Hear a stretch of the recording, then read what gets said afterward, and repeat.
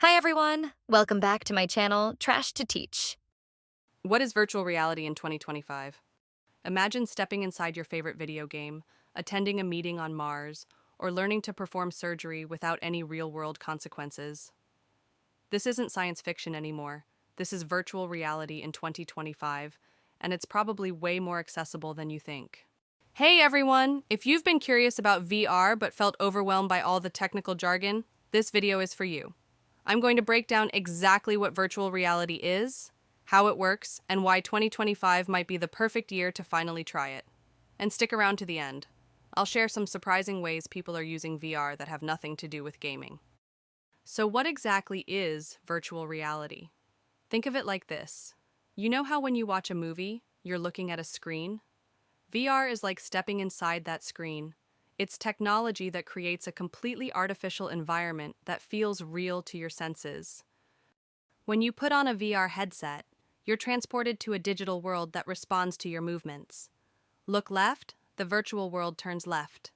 Reach out your hand, and you can grab virtual objects. It tricks your brain into believing you're somewhere else entirely. Now you might be wondering, how does this magic actually work? It's actually simpler than you'd think. The headset. This is your window into the virtual world.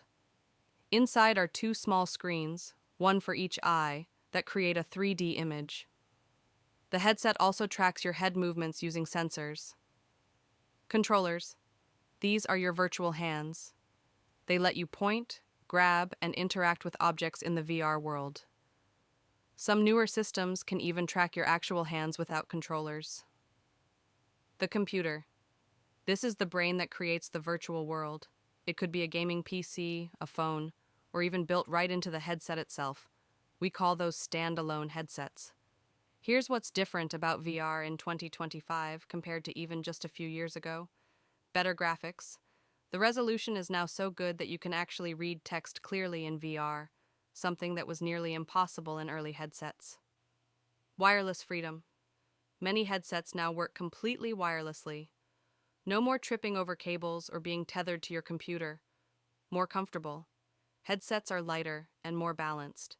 You can actually wear them for hours without feeling like you're carrying a brick on your face. Easier setup.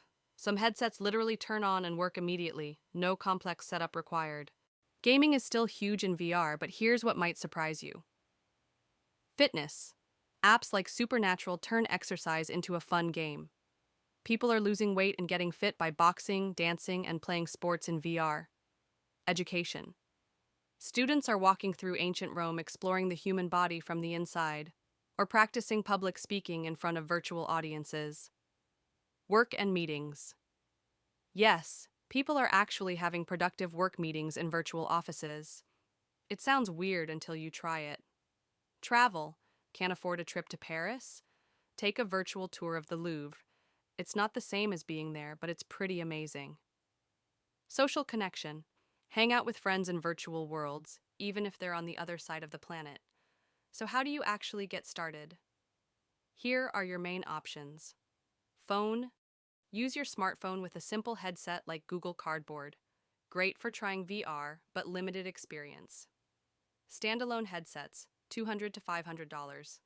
These work by themselves, no phone or computer needed, perfect for beginners. PC VR, 300 to 1000 plus. Connect to a gaming computer for the most advanced experiences. My recommendation for beginners? Start with a standalone headset. They're easy to use and have thousands of apps and games available. I know what some of you are thinking. Will VR make me motion sick? Some people do get motion sick at first, but most adjust quickly. Start with comfortable experiences and build up gradually. Is it antisocial? Actually, many VR experiences are social. You can play games, watch movies, or just hang out with people from around the world. Is it just a fad? With billions being invested by companies like Meta, Apple, and Google, VR is here to stay and growing fast. VR in 2025 is just the beginning. We're moving toward lighter headsets, better graphics, and even more realistic experiences.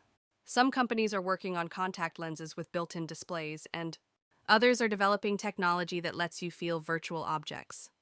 If you found this helpful, definitely subscribe because I'll be covering the best beginner headsets and coolest VR experiences coming up. Have you tried VR yet? Let me know in the comments what interests you most about virtual reality, or if you have any questions I didn't answer. And if you're ready to take the plunge, I'll link to some great starter headsets in the description below. Thanks for watching, and I'll see you in the next one.